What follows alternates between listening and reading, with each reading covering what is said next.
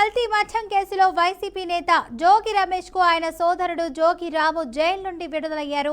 ములకల చెరువు కల్తీ మద్యం కేసులో తంబళ్లపల్లి కోర్టు ఇద్దరికి బెయిల్ మంజూరు చేసింది. దీంతో వారు ఈ రోజు జైలు నుండి విడుదలయ్యారు. ఇక ఈ సందర్భంగా జోగి రమేష్ మాట్లాడుతూ చంద్రబాబు ఓ ఫేక్ సీఎం అని తీవ్ర వ్యాఖ్యలు చేశారు. రాక్షసానందం కోసం చంద్రబాబు లోకేష్ తనను తన సోదరుని 85 రోజుల పాటు అక్రమంగా జైల్లోనే పెట్టారని ఆరోపించారు. అకారణంగా విజయవాడ, నెల్లూరు, మదనపల్లి కోర్టులకు తిప్పుతూ మానసిక క్షోభ పెట్టారని మండిపడ్డారు. జైల్లో తనను సామాన్య ఖైదీలా ఇబ్బంది పెట్టారని ఆగ్రహం వ్యక్తం చేశారు.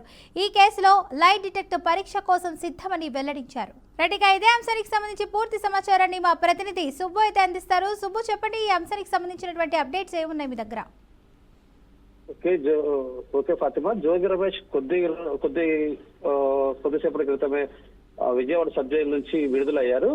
అయితే విజయవాడ సబ్ జైలు నుంచి విడుదలైన జోగి రమేష్ రిసీవ్ చేసుకోవడానికి పెద్ద ఎత్తున వైసీపీ కార్యకర్తలు, వైసీపీ నాయకులు కూడా ఏదైతే జిల్లా జైలు ఏదైతే ఆ జిల్లా జైలు ప్రాంగణానికి చేరుకున్నారు. జోగి రమేష్ బయటకు రావడంతో ప్రజలందరికీ అభిమానులు కూడా అభివాదం చేశారు.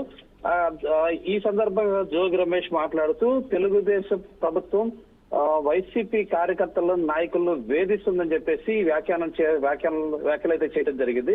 అంతేకాకుండా నేను అమ్మవారి సాక్షిగా నా కుటుంబంతో నాకు ఎటువంటి నకిలీ మద్యం కేసుకి ఎటువంటి సంబంధం లేదని ప్రమాణం చేయడం కూడా జరిగింది గతంలోనే.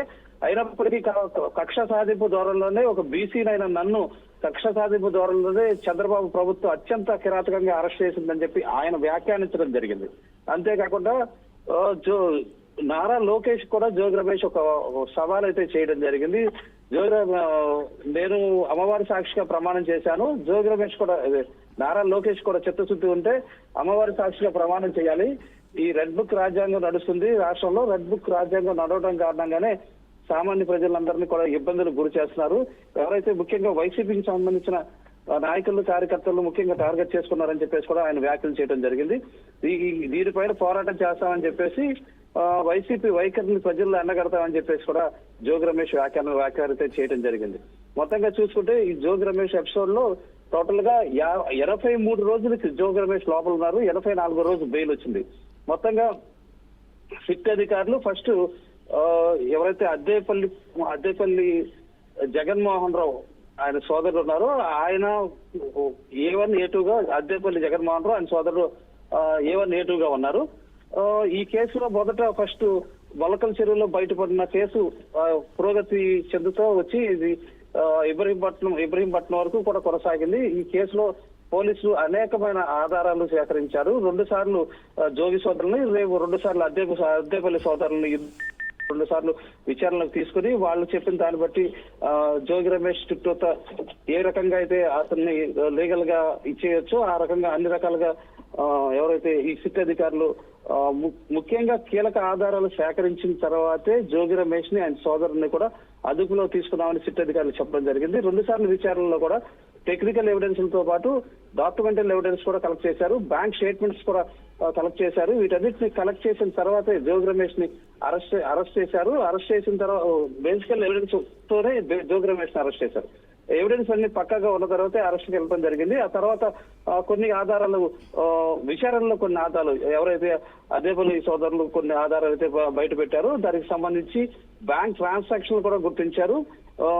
ఇదే జోగి రమేష్ కి సంబంధించి ఒక సొంత కంపెనీకి ఈ అద్దేపల్లి సోదరులు కొన్నిసార్లు ₹1 కోటి పైనే కొన్ని ట్రాన్సాక్షన్స్ ద్వారా చెల్లించారనేది కూడా గుర్తించారు. అదే జోగి రాము, ఎవరైతే జోగి రమేష్ సోదరుడు జోగి రాము ఉన్నాడు, జోగి రాము కూడా కొన్నిసార్లు డైరెక్ట్ గా ఇండైరెక్ట్ గా అంటే బ్యాంక్ అకౌంట్ల ద్వారా కూడా అద్దెపల్లి సోదరుల దగ్గర డబ్బులు తీసుకున్నారని చెప్పేసి ₹1 కోటి పై చిలుకే ముట్టిందని చెప్పేసి కూడా చెప్పడం జరిగింది.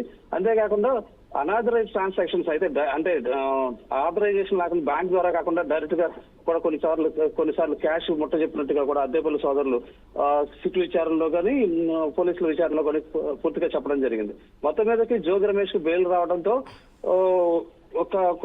ఆయన వర్గీయులందరూ కూడా ఊపిరి పీల్చుకున్నారని చెప్పుకోవచ్చు. ఎందుకంటే జోగి రమేష్ పైన మనకి చూసుకుంటే ఈ అగ్రిగోల్డ్ కి సంబంధించి అగ్రిగోల్డ్ భూములకు సంబంధించి ఒక కేసు పెండింగ్ లో ఉంది. అంతేకాకుండా ఇంకో 2-3 కేసులు కూడా పెండింగ్ లో ఉన్నాయి. వీటన్నిటి నేపథ్యంలో రెడ్ బుక్ రాజ్యాంగం నడుస్తుందని చెప్పేసి జోగి రమేష్ ఇబ్బంది పెడతారేమో అని చెప్పేసి కార్యకర్తలు కొంతమంది అయితే ఆందోళన చెందారు. అయితే అటువంటి పరిస్థితి లేకుండా పోలీసులు జోగి రమేష్ ని విడుదల చేయడం జరిగింది. మధ్యాహ్నం బెయిల్ వచ్చిన తర్వాత అధికారిక ప్రాసెస్ ఏదో ఉంటుందో ఆ ప్రాసెస్ అంతా కూడా నిర్వహించున్నారు. జోగి రమేష్ ను మామూలుగా అందరిలాగానే వదిలేసినట్టుగా కూడా తెలుస్తుంది. అయితే జోగి రమేష్ బయటకు వచ్చి మాత్రం ఆయన గోడు వెల్లబుచ్చుకున్నారు మీడియాతో. తెలుగుదేశం ప్రభుత్వం అంటే కూటమి ప్రభుత్వం కావాలనే కక్షపూరితంగా వ్యవహరిస్తుందని వైసీపీకి చెందిన నాయకులు కార్యకర్తలు ఇబ్బందులు పెట్టాలని చెప్పేసి క్యాడర్ ని భయభ్రాంతులు చేయాలని చెప్పేసి ఉద్దేశంతోనే ఈ తెలుగుదేశం ప్రభుత్వం కూటమి ప్రభుత్వం కూడా మొత్తంగా అందరినీ వేధింపులు గురి చేస్తుందని చెప్పేసి కూడా ఆయన ఆగ్రహం వ్యక్తం చేయడం జరిగింది, ఆందోళన వ్యక్తం చేయడం జరిగింది. Fatima. Right, thank you Subbu for the update. 83 రోజులు అన్యాయంగా అక్రమంగా ఒక అక్రమ కేసు పెట్టి ఫేక్ కేసు పెట్టి ఈ రాష్ట్రానికి ఒక ఫేక్ సీఎం చంద్రబాబు నాయుడు, ఒక ఫేక్ సీఎం 83 రోజులు ఒక అక్రమ కేసులో నిర్బంధించి నెల్లూరు, మదనపల్లి, విజయవాడ 3 జైళ్లలో 3 కారాగారాలలో ఒక సామాన్య ఖైదీలాగా ఎన్ని ఇబ్బందులు పెట్టారో ఈ రాష్ట్ర ప్రజలకు ఒకసారి మీ ద్వారా తెలియజేస్తా ఉన్నాం. అక్రమ మద్యం కేసు బనాయించేటప్పుడు చంద్రబాబు నాయుడు కుటుంబాన్ని, లోకేష్ కుటుంబానికి నేను ఒక విజ్ఞప్తి చేశా. మీ ద్వారా పదే విజ్ఞప్తి చేశా. సిబిఐ ఎంక్వైరీ కోరుతూ హైకోర్టుని ఆశ్రయించా. హైకోర్టుని ఆశ్రయిస్తే వెంటనే వచ్చి నేను అంతకుముందు కనీసం 10 మీడియా సమావేశాల్లో చెప్పా, చంద్రబాబు నాయుడు, లోకేష్ దమ్ముంటే సిబిఐ ఎంక్వైరీ చేయమని చెప్పా. కాదు కూడదంటే నార్కో ఎనాలిసిస్ టెస్ట్ కైనా సిద్ధం అని చెప్పా, లై డిటెక్టర్ టెస్ట్ కైనా సిద్ధం అని చెప్పా. తిరుమల వెంకన్న స్వామి సన్నిధికి వస్తే నీ భార్యా బిడ్డలతో వస్తే నా కుటుంబ సభ్యులతో వస్తా, ప్రమాణం చేస్తానని చెప్పా. అమ్మ కనకదుర్గమ్మ దగ్గరికి వస్తే ప్రమాణం చేద్దాం రమ్మని చెప్పి అడిగా. ఇవన్నీ కాకపోతే చంద్రబాబు నాయుడు ఇంటికైనా వస్తాను, జోగి రమేష్ తప్పు చేశాడని ఒక మాట చెప్పండి, జోగి రమేష్ తప్పు చేశాడని ఒక మాట చెప్పు, ఏ శిక్షనైనా అనుభవిస్తానని చెప్పా. చేతగాని చవట సన్నాసులు ఒక సిట్ అనే ఒక చంద్రబాబు నాయుడు చెబితే కూర్చోమంటే కూర్చుంటారు, నిలబడమంటే నిలబడతారు. 83 రోజులు